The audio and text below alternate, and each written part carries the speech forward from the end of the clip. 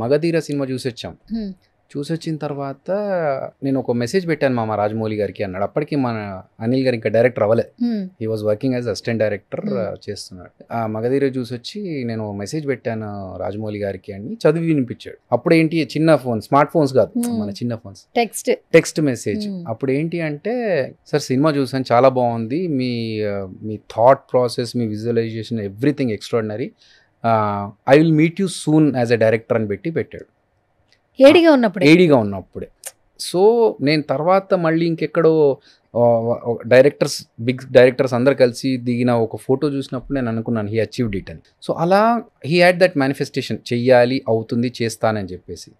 And ఇప్పుడు చాలామంది short films గురించి వింటున్నారు కానీ వే బ్యాక్ ఎప్పుడో 2004లోనో 2005లోనో he did a short film first. So ఆయన మా అందరికీ ఏంటంటే ఇప్పుడు డైరెక్టర్ అయ్యారని, కానీ అప్పుడు అతను ఎంత కష్టపడ్డాడనేది నేను చూసా.